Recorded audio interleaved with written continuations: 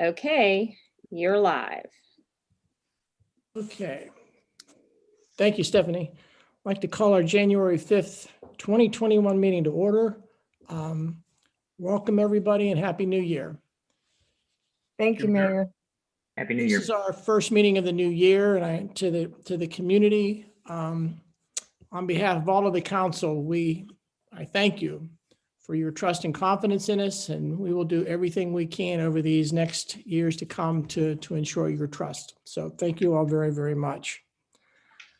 We had the Pledge of Allegiance, but since we're all at our desks, maybe we can say the Pledge of Allegiance in our hearts. And the next time we get together, we'll certainly make sure that we do that. So I'd like to move to item 3, the approval of minutes.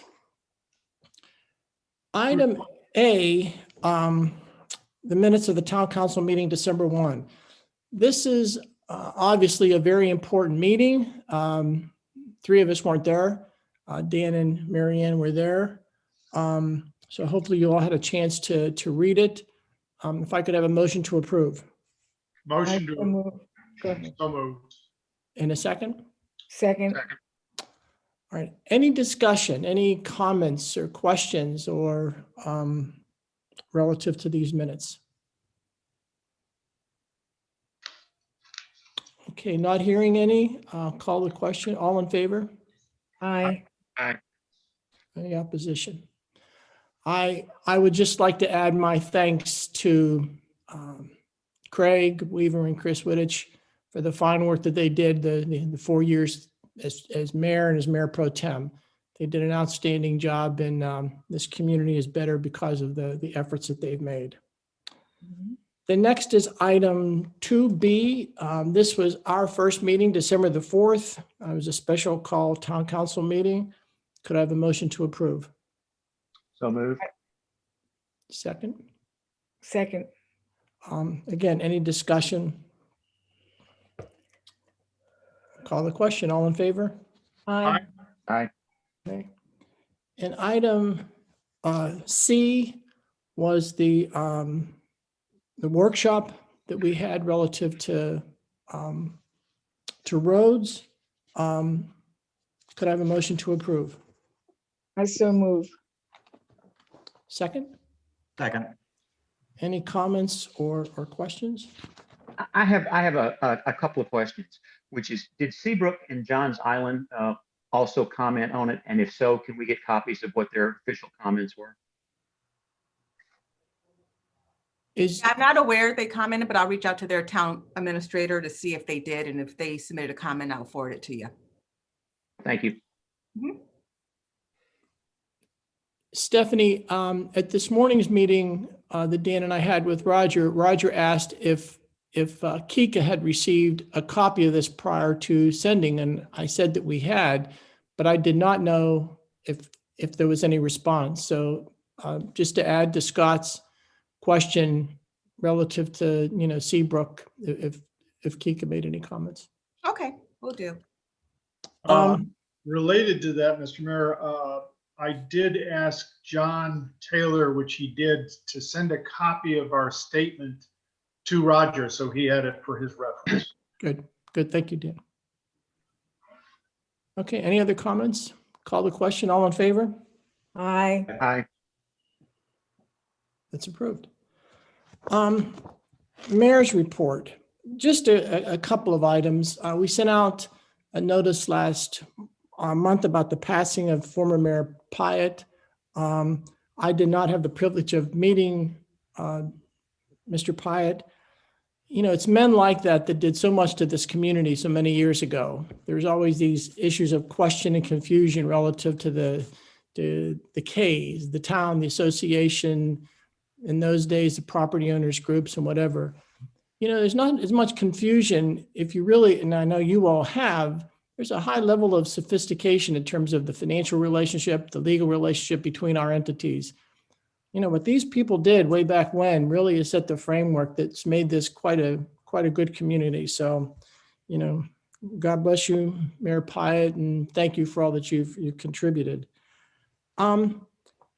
You were all on the call this morning, with Berkeley Electric. I think just a quick summary, I think there were a lot of lessons learned. I think they obviously got caught, doing something, maybe, clearly for all the right reasons, but for conditions that happened. I think they've learned a lot. And I think the communication is clearly an issue that I think we can all work on and try to improve. I had no idea, their reliance on social media. I thought that was a remarkable comment, but again, something that we've all learned. So I've talked with Dan and Stephanie. We are going to request that they come to our committee meetings, probably Public Works. I think that would be a good meeting. I think that their long-range plans are laudable. I mean, that's fine that they're continuing to invest in, whether that's this second emergency trailer or their own facilities. We need to know that. We need to be able to anticipate that. It is a little bit not frightening, but my God, just think if we would have had a hurricane, or just a major storm in November as compared to one uncomfortable day of coldness, what it could have been like. So anyway, unless there's anything to add, I think that's my thoughts on the Berkeley Electric. We will just continue to keep this in our minds. I don't think I had shared with everybody. I did have, Stephanie and I did meet with representatives from Clemson on this second generation anticoagulant. It was a chance to meet those people and to see what they've been doing. I think they're committed. Maybe not quite to the level of our own Jim Jordan and Stephanie, but clearly committed. It appears as though that the voluntary efforts being made have made progress. Again, I think there's much more work to be done. It's going to require vigilance and a lot of monitoring. But they and us will continue to do that. Stephanie and I, for different reasons, we're just introducing ourselves to Senator Campson. Senator Chip Campson is the chair of the, if I say this right, Fish and Game, Yeah, wildlife. Fish, Game, and Forestry Committee at the state level. So Senator Campson happened to be in town. He came in and met with Stephanie and I here. Seems like a very, very nice gentleman, very interested, very thoughtful relative to this whole subject. Said he will do everything he can from a legislative perspective. To be honest, he really wants the voluntary effort to work. He said it could be legislation that he would pursue, but he would rather not. He said it would be a very difficult thing to try to accomplish for many issues. But anyway, we had a chance to meet with him. So I think this is something that we're just going to keep on the agenda. Scott will be shepherding this with Jim Jordan and the Environmental Committee and Stephanie. And so it's in very, very capable hands, but it's going to require continual monitoring for sure.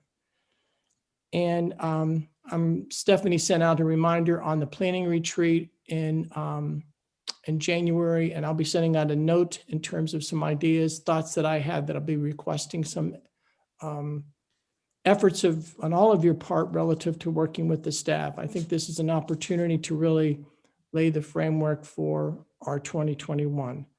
So those are just a couple of updates from myself these past 30 days. It's kind of remarkable that it's been only 30 days, seems longer. Citizens' comments, agenda items only. Petra, have you received any comments from citizens for the agenda item only? No, ma'am, I have not. Okay, thank you. No, Mayor, we have no. Okay, moving on to old business. This is the second and final reading of ordinance 2020-14. But I think it's important to bring to your attention, we really need two motions. In your packet is 2020-14 that has been highlighted and and wording struck. Behind the yellow tab is a 2020-14. Let me go back. The prior council approved this reading as a first reading, pre being struck. Since then, the language changed, or those items were struck. So we need to have a motion. I need a motion to approve 2020-14 without, the clean copy, without those exceptions being made. Does that make sense to everybody, Dan? So, No, it does. so if I may just add, and Bruce, if you want to jump in, and Joe, if you want to jump in. So the first reading that you have, there's an exception in there under section 2 that deals with all new construction plans. In light of understanding that that did not address what we were trying to do, Bruce is making a recommendation for second reading that that section be strike.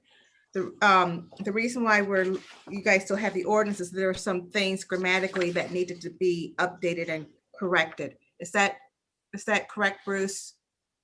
That's correct. Yeah, the December meeting that approved the first reading had to do with a new definition being added, which was the limb wall, which is in your ordinance booklet there, as well as some typographical errors that were to be corrected. Along with that was an exception to section 114, which deals with the adoption of the new flood insurance rate maps.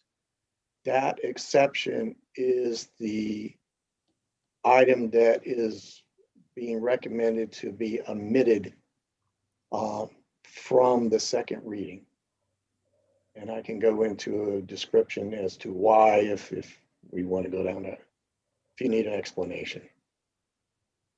I think you'll give that explanation when you talk about the roof heights and under new business. Okay. But you can also address it here if anyone asks. Well, then maybe just, so what are we approving? We need to approve the corrected ordinance from last month. Mayor, I think we need to we need a motion to consider, a motion to approve on second reading, but seconded it. And then we can discuss it. And during that discussion, have a motion to make the amendments suggested by Mr. Spiker. Okay. Does that make sense? Yeah. But what Just- everybody, the motion though is what's under the second tab, or what's under behind the tab, the clean copy. You need for them to make a motion to amend the ordinance to reflect the new. But first, we need to put the ordinance itself into consideration You by want them to just close this. moving to approve on second reading. Okay, so they want you to close this one and then open up a new motion to change During the discussion.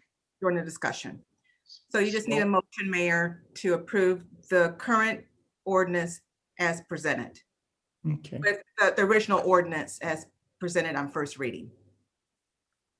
Does everybody understand? Yes. Could I have a motion to that effect? Yeah, so Mayor, I'll move that we approve ordinance 2020-14. Okay, We need a I'll second it. second. Now we can Now it's discussion. discussions as well as any amendments. And the amendment, Joe? So someone needs to make a motion to amend the ordinance to adopt the changes recommended by Mr. Spiker. That, just for clarity on the agenda, there are two versions. I assume it's the changes that are highlighted in the first version of the ordinance attached to the agenda. That's correct. It says highlighter changes that were made since first reading. And then the Right. clean version is actually showing the changes with the information exception stricken out. Correct.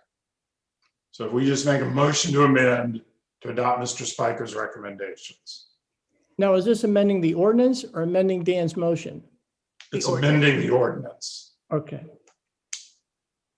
I move that we amend this ordinance to include the changes that were suggested by Mr. Spiker. okay, thank you, Marion. Is there And a I'll second? second that. Okay. Now we can discuss the amendment. No, okay. Okay.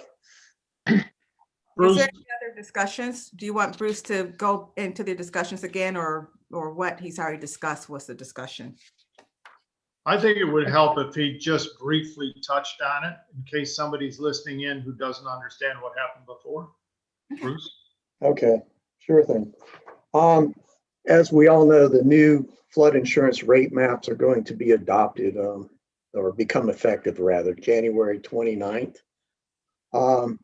While we all understand that the base flood elevations are being reduced across the entire island, which is beneficial for insurance premiums, but has created some adverse effects, if you will, when we start looking at how we currently design homes, and it is affecting our roof height elevations and our ability to be able to park under homes. I've got just two short slides that'll kind of drive this home and really lend itself to a better explanation. I'm going to share my screen with you and kind of walk you through this. If I get on the right one. Bruce, are these comments relative to this ordinance or relative to the discussion on the building height elevation? They are actually relevant to the amendment for this ordinance. Okay, And I shared my screen, but nothing came up. We can Yep. see Bruce. Yeah, we see It's it. up. Oh, you see it? I'm Yeah. sorry, I don't see it. So, Carolina all Shores. right, so let me get over here. Come on. All right. This particular property at 418 Carolina Shores is an undeveloped lot. The graphic is just that. It is a demonstration on how we currently measure roof heights. And if you see that it has this property has a base flood elevation currently of AE 14. That is based on the current flood map in use today. Our maximum roof heights are 40 feet. All right, and to the right side of that graphic, our average ceiling heights for new homes are roughly about 11 foot 6 inches, and the area under the garage is roughly 8 feet. Now, why is, the garage elevation is important because you need at least 7 feet to be able to even put in a garage door. So moving forward in what we would see under the new flood maps, if you will, that become effective January 29th, the changes are in blue. So this particular property that was an AE 14 on January 29th, the base flood elevation is being reduced to 10 feet.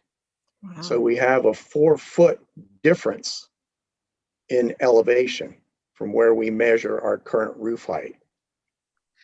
So in essence, if you're comparing between the existing flood map of today to the new flood map that becomes effective in January, we're losing 4 feet in elevation. Well, as you can see, it has a dramatic effect on just how the design would be looked at after January 29th. This dormer would no longer exist. Your ceiling heights will be reduced by 4 feet. Everything is proportional based on this base flood elevation. And as you see, the garage elevation is all the way down to 4 feet. And obviously we wouldn't be able to park under it. So what happened, or what I thought was going to be a simple fix was to put an exception into the flood ordinance for the adoption under section 114 to allow new projects, and this is all new homes, new commercial projects, either or, to utilize the current flood map and not the new flood map for all new projects. The intent was to do this just to be able to get our roof heights back to the original elevation that we see today, and to be able to park under our homes. We were then attempting to utilize the new flood maps, and this is where it gets a little complicated, to establish your base floor elevation. In other words, reducing that base floor elevation. FEMA, after the December council meeting, we found out FEMA would not allow a design to utilize two different flood maps. And hence, that's why we are omitting that language or that exception to the ordinance. For all our intent purposes, it would not have the initial effect that we were hoping for. So we're striking it. We did come up with a resolution to this that'll be actually presented later on during this meeting. But if there's any questions in regards to this, I'll be more than happy to answer them. But that's pretty much what took place in a nutshell. Great. I think that's very helpful, Bruce, in helping everybody understand why you've got to move in this direction. Good. So just so that I'm clear, what you're saying is that we're going to go ahead and treat the housing, the new home development exactly as we did last year, the year before, and the flood maps are only for insurance purposes. Is that what I'm hearing? That was the intent originally. Okay. It would not only be used for insurance purposes, which it's going to be, but it was also going to be utilized. We were trying to use two flood maps, one to develop our roof height elevations, and the new map to utilize to come up with our first habitable floor. The way we currently determine your first habitable floor for any construction project, doesn't matter commercial or otherwise, if you have that base flood elevation for that given property, and then there's what we call a 1 foot freeboard that we have in our flood ordinance. So in this case, the base flood elevation utilizing the new maps would actually come in at 11 feet. You just simply add 1 foot to that 10 that you see. It wasn't going to work. FEMA wasn't allowing it, and that's why the language was stricken. And we've actually come up with a whole nother resolution to. Will that require another ordinance or an amendment to an ordinance? It's going to require a zoning ordinance change, which will be we will present to the Planning Commission tomorrow afternoon. Okay. Okay. Thank you, Bruce.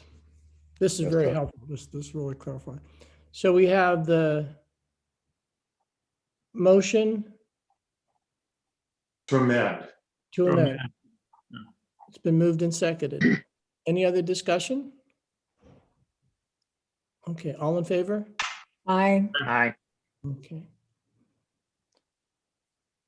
Now, does that complete what needs to be done, Joe? No, sir. Now we vote on approval of the ordinance as amended. Ordinance as amended. Okay. Could I have a motion to approve the ordinance I as amended? move, Okay, approved and seconded? I move the ordinance as amended be approved. You have a second from Scott, from Dr. Parker. Okay. Any discussion? Wonderful, thank you. All in favor? Aye. Aye. Okay. Meeting times. We have changes for the Ways and Means Committee and the Environmental Committees. Basically to, Now it's gonna, the Ways and Means is gonna be the fourth Monday and environmental the second Wednesday. Could I have a motion to approve? So moved. So moved. Second? second, Second, okay. Any other discussion or any discussion? All in favor? Aye. aye. Okay, new business. Okay, Bruce, anything to add on A? No, sir, other than, we'll be doing a full presentation tomorrow for what we hope will be the newly adopted zoning change and terminology. Would recommend that council, those members that could attend, it's going to be another Zoom meeting. If they would please do so, we will be doing, like I said, a full presentation tomorrow on how all this is to take place and what are the determining factors. Where will that be and what time? It's a Zoom meeting at 3 o'clock, and what'll happen is that you'll be able to watch it via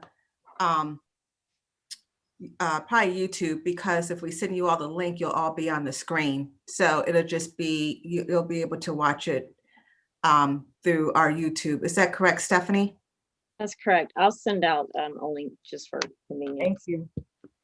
Will this be And something that we can Bruce, watch Yeah. after the fact? Oh, ultimately, just so you know, guys, what the process. So this is going to be a request, a text amendment to the zoning ordinance. So the planning commission, if they're okay with it, they'll make a recommendation. The recommendation to approve what's presented, and then we'll come to town council. Has to have 2 readings. They'll come to town council at the February meeting for first reading, and then second and final reading at the March meeting. And the gist of that recommendation tomorrow will be to kind of restore the conditions of new home builds. I'm Yes, not sir. sure. Who's going to answer that? Yeah, yes, sir, that's correct. Okay, thank you.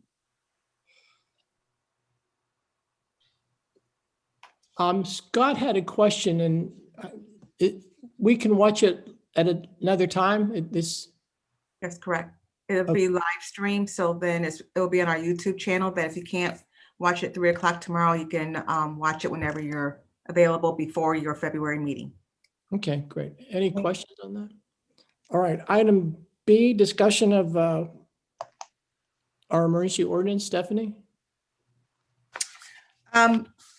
I think, Mayor, you wanted to maybe have a few comments, but you all have a copy of the current emergency ordinance that's in place. So today's discussion, we have it as a discussion, nothing to consider approving, but for you all just to discuss in light of, I think, some concerns with regards to the uptick in the number of cases of COVID, that you all just want to have discussion. I am on bi-weekly calls with the county emergency management team related to COVID. I think we're on call number 50 plus something.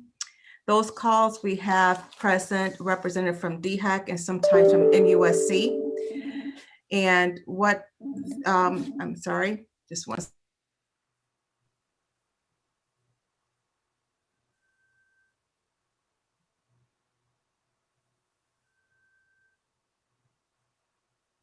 It. And those calls are just updating us, municipalities, other jurisdictions, in terms of what's going on with regards to COVID. The one thing that was interesting is that there is an uptick in the state of South Carolina.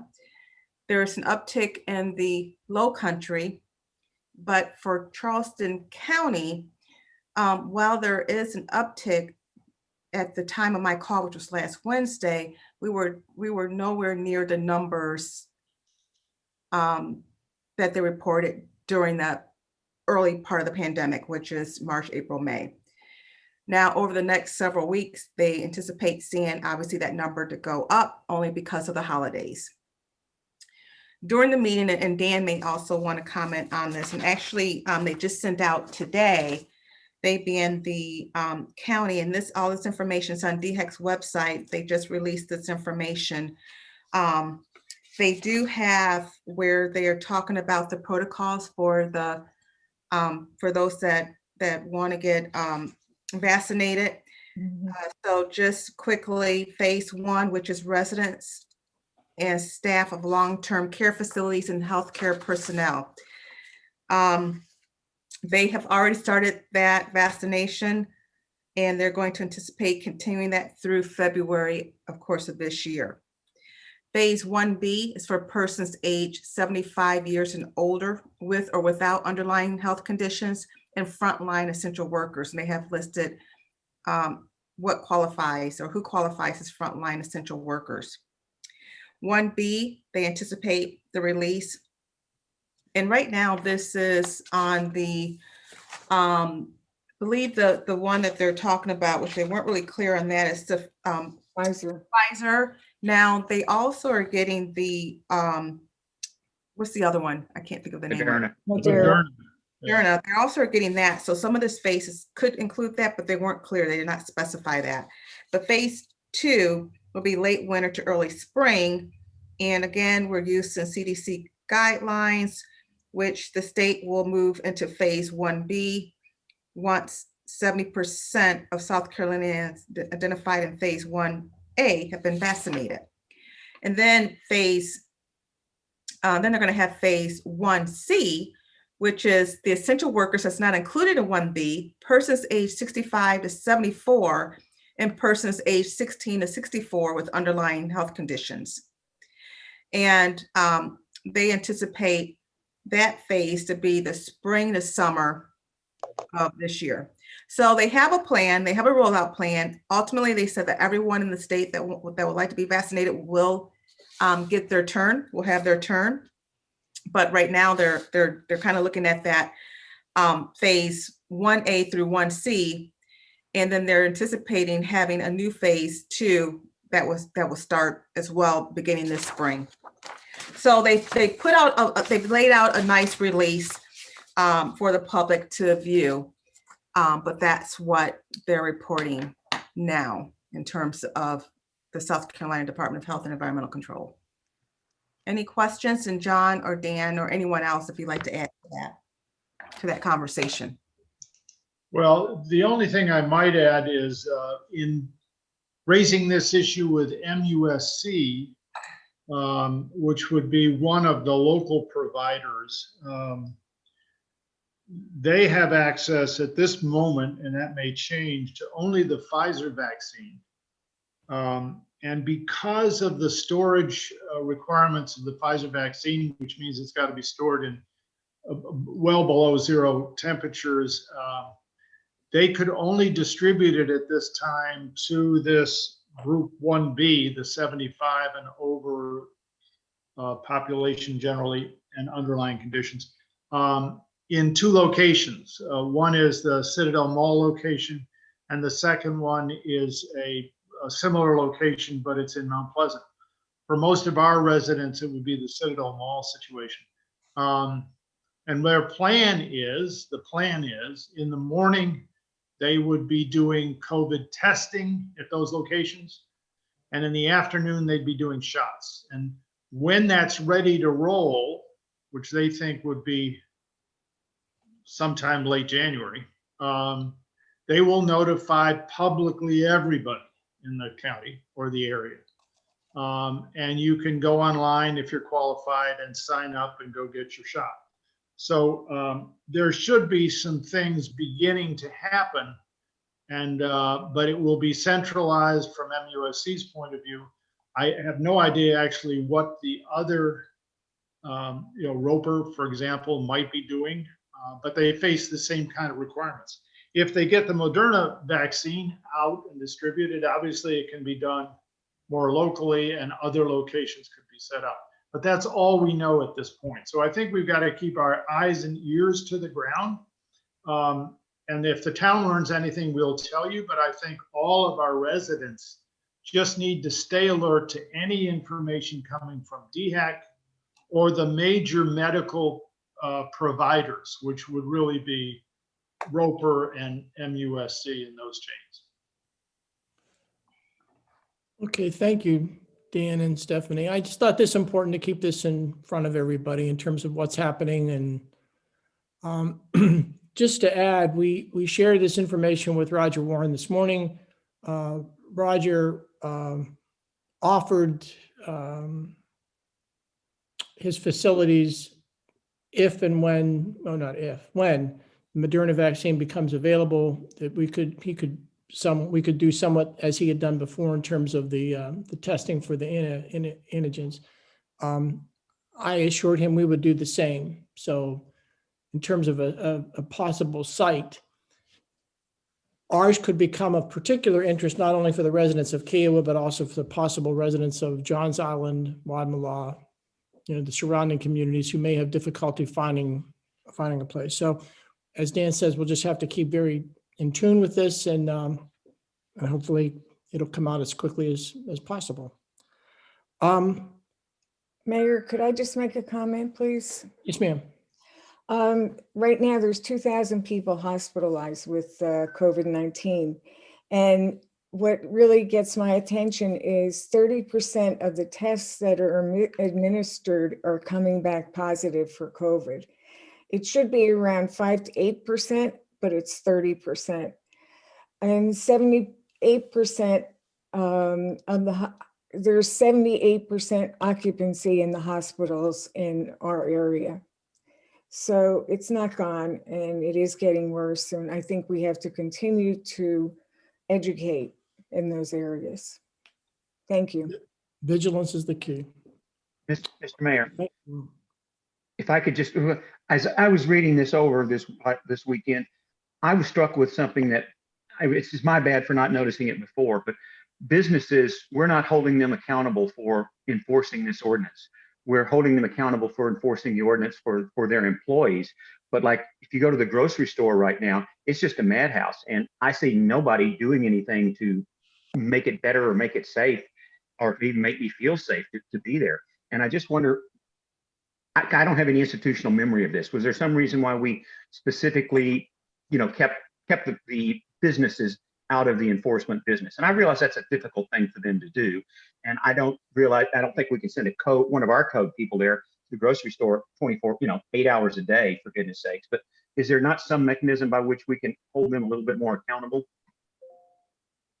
If Dan and Mary Ann, you guys were on council, so if you recall, there was a specific reason why we set the ordinance up the way that we did. Do you all want to comment on that, or do you want me to?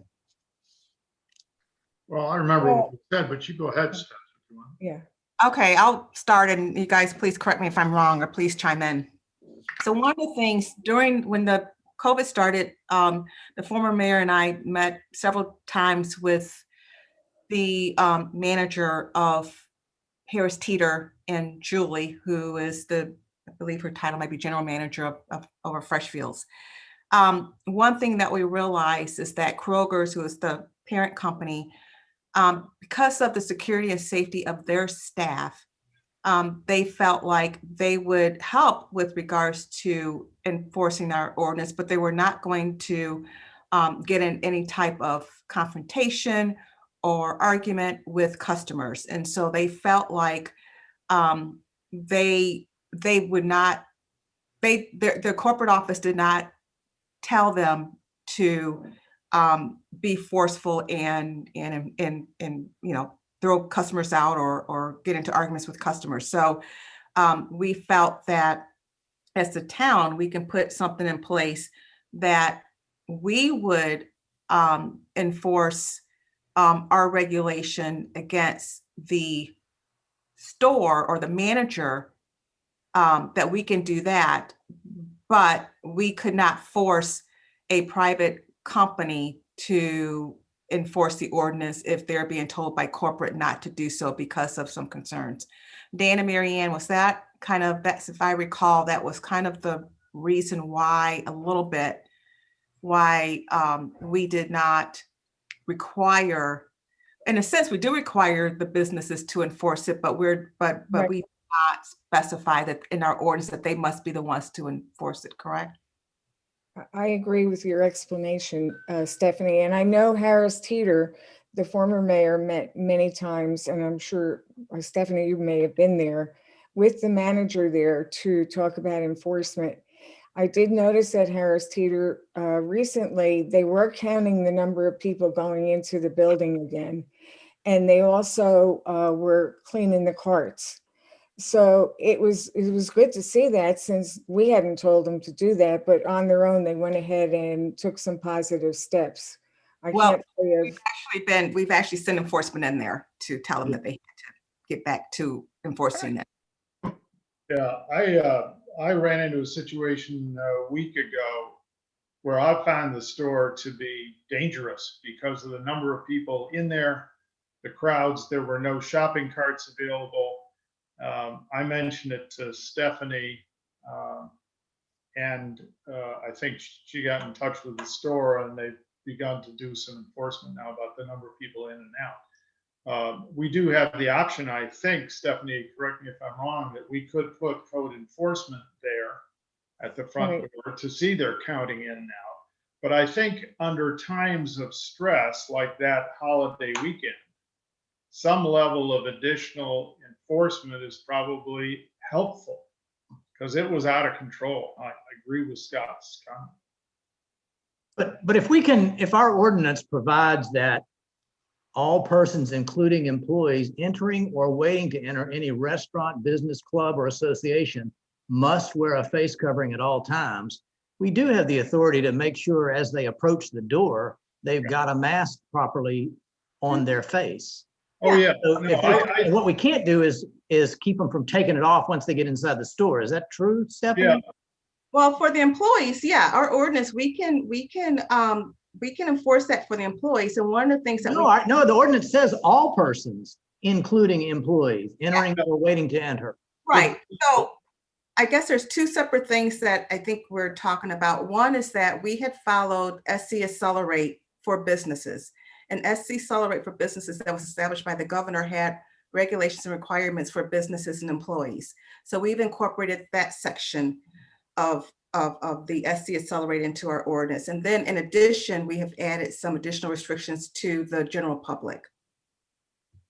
Did I understand you correctly, though, to say that we have a mechanism in place to hold the manager of Harris Teeter accountable, personally accountable by doing something, finding him $100 or something along those lines? It's the manager. Joe, do you want to chime in? I keep seeing you. Yeah, because I'm looking at it. So y'all are all looking at, let's see, section 3 that covers anyone going into the store. But if you go down to section 5, prior council made this decision. Businesses and restaurants are responsible for enforcing this emergency ordinance with regard only to their employees. Right. Mm-hmm. So Actually, though, Yeah. the That's- issue, John, I think, is not face masks. That was not a problem. They're all wearing face masks. There's The issue 52,000 is of them in there. occupancy in the store. Too many people. right. the occupancy. Yes. Does that make sense, John? Everybody had masks on. They were just way over capacity. Yeah, they were social distancing 6 inches, not 6 feet. Exactly. And they had no choice. Yeah, I got you. Anyway, Harris Teeter got on it. You know, they were monitoring. So I don't know whether we can do anything different than what we're doing, to be fair. Mr. Mayor, I don't know. I think we'll just continue right now with enforcement, which I've asked our daytime and evening code enforcement officers to just be mindful and continue to monitor Harris Teeter. Yeah. Thank you, Sue. I think that's appropriate stuff. I agree. Okay, any other comments? Now, to the extent possible, just discourage people from supporting those businesses that aren't adhering to the rules. Find another place to shop.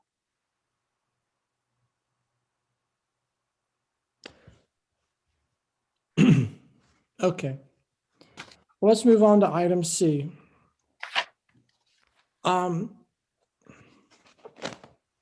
My apologies to this. This is the creation of the new benefit for our employees in terms of a provision of compensation for maternity leaves. In this document, you will see under page V as in Victor 7, levels, 40%, 60%, 100% based upon years of service. I think the provision of the addition of this benefit to our employee handbook and to staff, I think is fine. I guess I was just troubled by the fact of having some level of tiering relative to time. And that, quite frankly, just didn't make sense to me. I mean, if an employee's been here a year, if we want to provide the benefit, fine. But why to give them different levels based upon years of service just didn't make sense. So I should have written this to all of you prior to getting to this particular point in time. But those are my thoughts. Providing the benefit is fine. I think it's reflective of the work that a committee that Dan had chaired last year had been, and work that Stephanie and Dan had done in terms of creation of this change. But I think if we're going to do this, just do it. If we want to provide it with 19 employees, and I'm not sure what the frequency is going to be or whatever, but, and I would just suggest after a year of service, they're a full-time benefit, or they're a full-time employee. It's consistent with the retirement policy that we have in terms of, I guess it's the contributory notion of the retirement. After 1 year, employees can do that to their retirement. So it's consistent with other benefits that they get full-time or full salary, 100% of salary if they go on the maternity leave. So For the Steph, 8-week period. For the 8-week period you're talking about? yeah. Yeah, I would agree with you, Mayor. Stephanie, is that reflective of what we've been just talking about? Yes, sir. Yeah, No. I mean, I was on the committee. I think that's a reasonable judgment, Mr. Mayor. I think it won't be a large population for the town under any circumstance in the foreseeable future. I do think it's important that we put in the 1-year provision, which is consistent with other benefits, so that you don't have someone joining you who basically might even still be in almost a probationary period for employment, and they decide they're going to take 8 weeks off. So after 1 year of service, I have no problem with amending this to full benefits, that is full salary for that period of time under this particular, for this particular reason for an absence, yeah. And Stephanie, I understand we need 2 motions. So, Joe, how would you like for them to do this?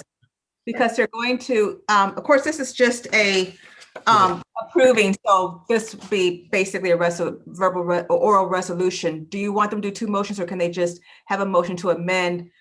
I think we could just have a motion to amend Okay. the resolution. Well, that's a good question. Why don't we do 2? Just because that's the way it's been noticed, Yes. right? Yes. So I would suggest that we make a motion to amend the employee handbook as noticed, Okay. and then make a motion to amend the amendment to address the concern that was raised and remove the graded past 1 year. What? It's just a tier. The tier. Right. So, Mr. Mayor, I'd move that we adopt this amendment to the employee handbook as noticed. Okay, thank you, Dan. Second? Second. Okay, any discussion on this? Okay, all in favor? Aye. No, we want to amend it first. Hold on a second. Oh. So you want to amend the amendment? If I'm going to discuss it. Please, it just needs to be stated exactly what the change is. Before we vote, No, we got to make a motion which Dan to did. amend the amendment Here we Oh. did. to change the tiered salary. So I can move to amend the handbook maternity leave to remove the tier requirement and have it only reflect a 1-year employment requirement. And Yes. they would get full salary. Is it still going to be 40% for less than 1 full year? No, we're removing the tier altogether. Okay. All right. You either get it or you don't, but after a year. Right. And then- Fair enough. and so my motion is that, just to remove the tier impact of that Okay. and have it come into effect after you've been an employee for a year. Right. Do you have a second? Second. All right. Okay. Now you can vote on that. Any discussion? Okay, all in favor? Aye. Aye. Okay, And now we have to have a vote on the amendment as amended. The change to the employee handbook as amended. could I have a motion? So moved. Okay, second, Second. any discussion? All in favor? Aye. Aye. Okay, Thank you, guys. Thank you, council. so now we'll get to the controversial ones. I would make a recommendation to appoint Dan Prickett as Mayor Pro Tem.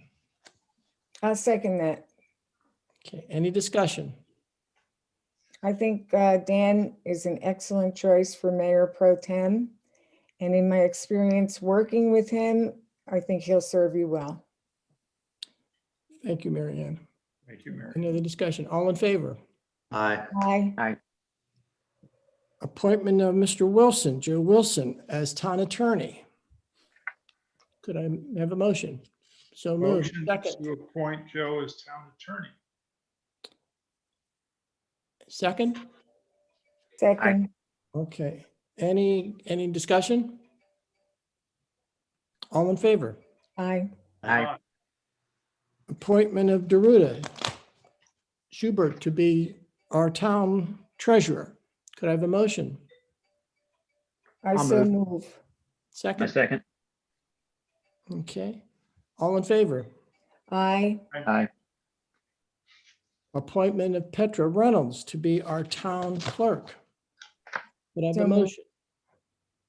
Second. Second. All in favor? Aye. Aye. Thank you. And I would like to make a recommendation to the appointment of Sander Ain as our municipal judge. Stephanie and I had the opportunity, 3 weeks ago or so, to interview 4 candidates for the judge position. This is a group that had been screened down from efforts that John Strahl had made and Joe had made of some number of candidates, applicants for the judge position. I think there were 16 or 17. So we interviewed the 4, and Sandy obviously was one of the 4. Wonderful guy, very committed, very interested to the position of being our municipal judge. And I would recommend his appointment. Could I have a second? Second. Okay, any other discussion? Where does he live, just out of curiosity? On Kiowa. You want to know his specific address? No. I read, he's got quite a resume. Yes, He didn't say where he lived. He has moved, made his permanent residency here on Kiowa. They had always owned a home here. His wife was here, but now he has transferred his permanent residency here as well. Terrific. Okay. his practice is in DC, John, and I think that's where he would spend his time between DC and Kiowa. So he's getting closer to retirement, spending more time here. Good. All in favor? Did we vote? No, we, aye. I'm sorry. The appointment is for 3 years. Yeah. That if that was included, if I didn't say that, I meant to say that. This is a 3-year appointment. Is that how it's always been there? That's how the last Mayor Strout was before. It was? Okay. Our ordinance allows not less than 2, but not more than 4. No, that's fine. I just was surprised at that. Okay, that's good. This community has been blessed with John Stroud for almost 8 years. He has done just a marvelous, marvelous job. And I think we owe him a great deal of gratitude in terms of really adding to the, to the role of the municipal judge in a relatively small community. He's had an impact, and I am confident Sandy. So we thank John, and I'm confident that Sandy will do the same. Mr. Mayor, can I just chime in quickly? Just to let you all know, Judge Strout is still going to be judged through the end of February. Right. Yes, thank you. His appointment 3 years ago was through the end of February. So now Judge Ain will be able to work with Judge Strout basically for, some training for the next 2 months. So Judge Strout and Judge Ain are judges, but Judge Strout will officially continue his duties until the end of February. So his term is up March 1st. The swearing in of Judge Ain will happen immediately following you guys meeting. Thank you, Stephanie. I forgot. I and J, Stephanie, all the committee appointments and the council committee, can we just make this all at one time, or do we have to take these one at a time? It depends on how council, you guys can take them all at once, or you can do them individually. It depends on how comfortable you guys feel, because I don't know if there might be some comments or any changes. I'm not sure. Why don't you just take them, ask each committee person. Okay, Arts Council and Cultural Events, Arts and Cultural Events Council, That's motion to- Mary Ann. Yes. proposed committee. Petra, do you have the list? The list was emailed out to everyone earlier. I don't have it right with me. Yeah, we have the list. Do you want me to read it off? Well, what do we normally do, right? Oh, you Yeah. can just say that you worked with Stephanie, and the names here you recommend for the 2021 is going to be the same members. Gary Rice, unfortunately, right now he's member emeritus, but the Arts and Cultural Events Council for 2021 will be as what was sent out to you all via email. You have any Thank questions? you. I recommend appointing those members to the Arts Council. Thank you, Marianne. Is there a second? Okay, all in favor? Aye. Audit Committee, I will do the same. I recommend the members of the Audit Committee that were submitted and mailed to each of us. okay, is there a second? All in Second. favor? Environmental Committee, That is mine, and the slate there is heartily endorsed by me. okay. Is there a second? Second. All in favor? Aye. Public Safety Committee, I recommend the candidates that have been submitted and distributed for reappointment to Public Safety. wonderful. Is there a second? Second. Public Works Committee, I recommend the candidates on the list, no changes. who's the chair? I don't remember. It's either John or Scott. I think it's Oh, John. it's John. John, you're the chair of that. Yeah. Well, it's not the chair. I'm the liaison. Liaison. There's not a chair. He's a liaison. Right, So we'll add his name on here. John Moffett as council liaison. He should be on that list. correct, but who's the chair of the committee? We don't have a chair of the committee. I've been basically chairing that committee. We do not officially have a chairperson. Okay, Did we not have one? yeah, We have not officially have had a chair on that committee. I have, as the town administrator, I have been running the meetings. We had a chair at one point. It was, I think when it started, it was David DeStefano, but somehow I think he moved off as chair, but I don't recall, but I chair the committee now. But we can always make that change come when we have our next meeting. well, I think after the discussion we've had about the utilities, think that's something we ought to consider, Stephanie. So that may be a point of, the point of discussion when you get the committee together. Okay. Okay, recommend as presented?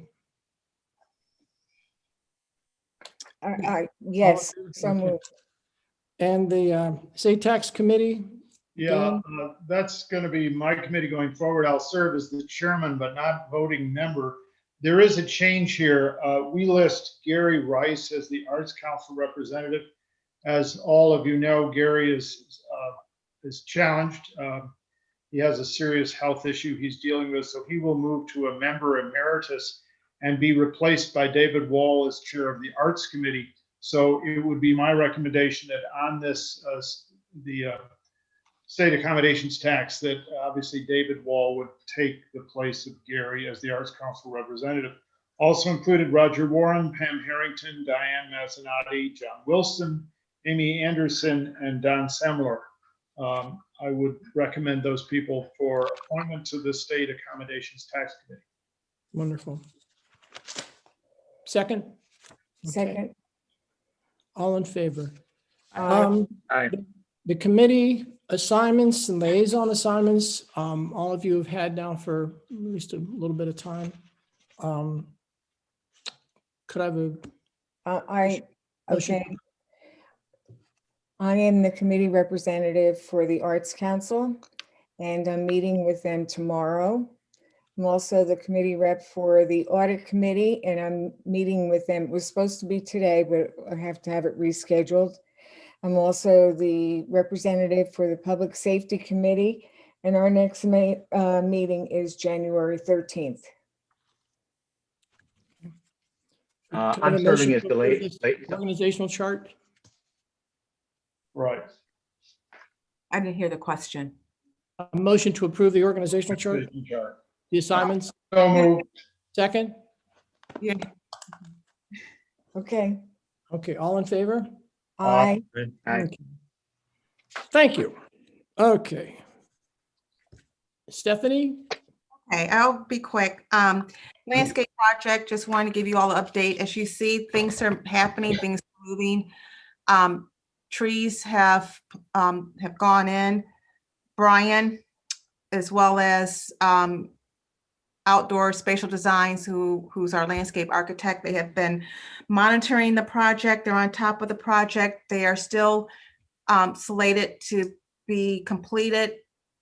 Everything for the most part should be in the ground by the end of this month, but they're not due to wrap up until probably the first or second week of February. The delay again was because of the irrigation. We had more problems with the irrigation than we anticipated, so that's why they were, the project's delayed about a month and a half. And last, I would just like to bring you guys up to speed. You probably, for those of you that are on Ikeawa or of course have neighbors, we've had some issues with our rail location and with the trash. We are aware of the situation. We've had this problem for about, well, I've been here for 5 years. It may have been going on longer. We're starting to see that issue happen more frequently. As you all know, we do not own the land that our compactors and recycle bin sit on. The concrete pad is basically in Kika's right of way, but the actual containers themselves appear to be on KIU's property. So we do not own or control that land that they sit on.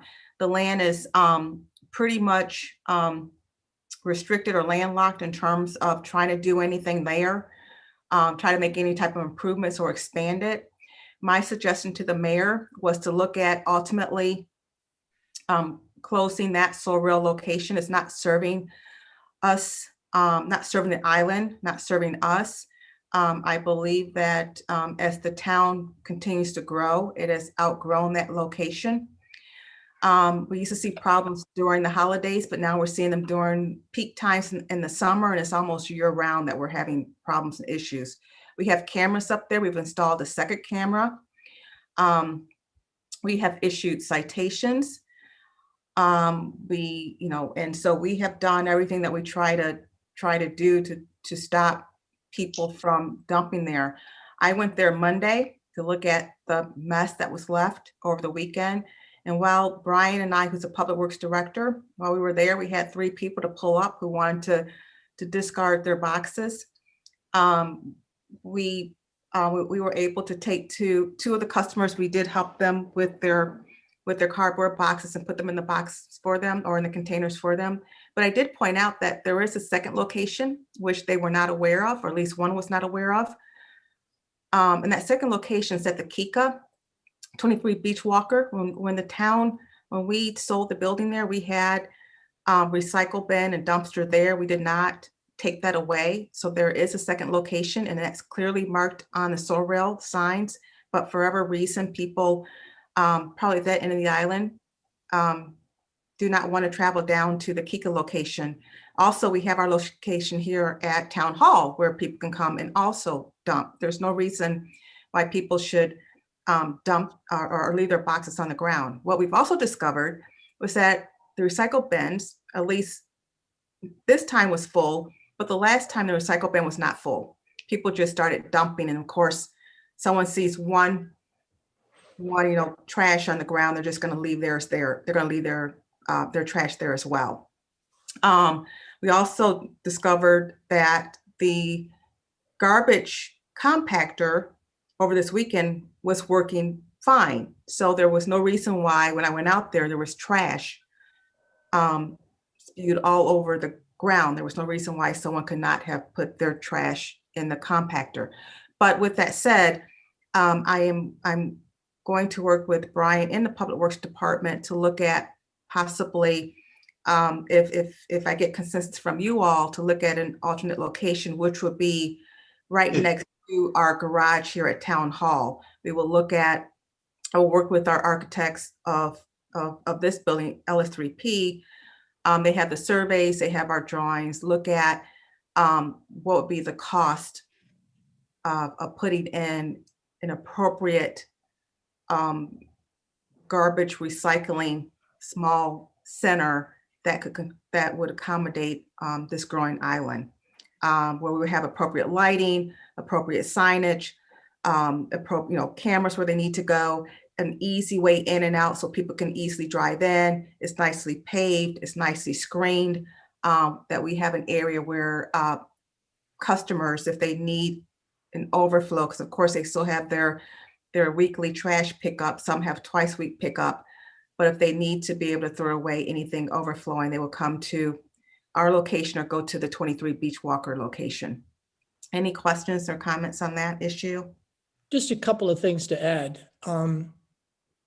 Number one, I think this is a truly a health and safety issue. It is. So this is more than just, again, convenience or inconvenience. We just can't live we just can't do this. So that's number one. Number two, when we built this building back here, by design, there is an additional bays that could be added.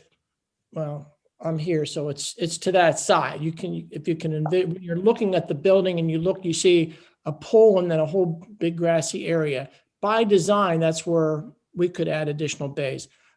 I don't think we're going to have a need for additional bays for any length of time. So we have a location. And I think number three, exactly as Stephanie has said, we can have it look, monitor, maintain, control in a totally different environment that it is right now. I guess number four, we don't need to be fooling around with this thing, holiday after holiday, summer vacation after summer vacation. It's not going to change. I just don't think people are going to be responding, and we'd all be beating our head against the wall against a situation that absolutely all of us think is just appalling. And so I get it. That's how I feel about this. Let's get this done and done correctly. So anyway, so much for trying to be objective in this. So any other comments on this subject? I would like to comment because I use Sora Rail, and this is not a new problem, as you've already said, Stephanie. And a lot of the people that use that are people that are there renting, in the villas. I totally agree that the space is not adequate. And I think if you had moved the location to the town hall location, people would have to use it. They'd have to get used to it. We've also seen that not just Sora Rail, even some of the bins at the Kika building were full last week. So there's a need for this, and it is a disgrace the way things are handled there. And the way people just throw their garbage down, signs wouldn't help. I support changing the location and putting in a much more efficient system. Well, what we're really doing, just to clarify, is giving support to Stephanie to proceed with an Right. RFP, the design, the cost, the timing, all of those types of things. And then she will bring back to us a specific, but we wanted to make sure that everybody was aware of what we were working or what she was working on. So that, I think it's very important to do that, and I support Stephanie in this effort. good. Thank you, Maria. Any other I, comments? I agree. We've got to do something. It can't go on this way. I would suggest, however, we look at the area behind Scott's Castle. Again, I'm Yeah. sorry, what? There might be a moat. The area right behind Scott's Castle has plenty of room. Oh, Yes. Scott. You can certainly screen it pretty well with my castle. Yes. Yeah, middle of it. What I found interesting is when I walked back there with, just as an aside with Stephanie, Side-Eye had a lot of junk on this site years ago. And we arm wrestled to get him to remove his stuff. But I find it ironic, there's still a couple of pieces way back. The only thing that's changed is that the weeds have grown over most of them. So maybe if we put the site back there, we can actually sneak that stuff finally into the site and have it removed. That's Okay, Stephanie, I think everybody's in support. John, I think John Moffett, did you want to say something? No. Oh, okay. I don't mean to rush, but we have the swearing in ceremony for Sandy, so that's the reason why I've tried to move this along. Any committee updates? No, Mayor. No. Oh, Stephanie, were you done? I'm sorry. Oh, yes, I was done. Mhm. Committee updates. Any general comments? No, About thank you, Mayor. Citizens comment that was submitted, Mayor. Yeah, I Yes. have one. Were you going to read that? Petra's going to do that when he got. Scott Nelson's. Yeah, I was going to read his. Okay, very good. And we have one comment that Mr. Nelson wanted to get in, and I'll just read it directly as he has written it. He said, with respect to the December 14th workshop on Johns Island roads, I would like to speak in favor of the town's continuing focus on this issue. On the subject of public information and involvement, I would like to bring attention to the Kika Our World virtual presentation on this subject that will be held on January 21st at 3 p.m. Finally, the public comment period closed on December 16th. I was wondering if there is any update from the town on their view of the project. Thank you. Scott Nelson, 65, was it Premison Court? Primrose. Mhm. Well, thank him for the information that he shared. I don't think there's been any reaction, Dan, has there, since the public? No, not since we've turned it in. No. Okay, That's it, Mr. Mayor. okay. Motion to adjourn. So moved. Moved. Second? Second. We're adjourned. Thank you all very, very much.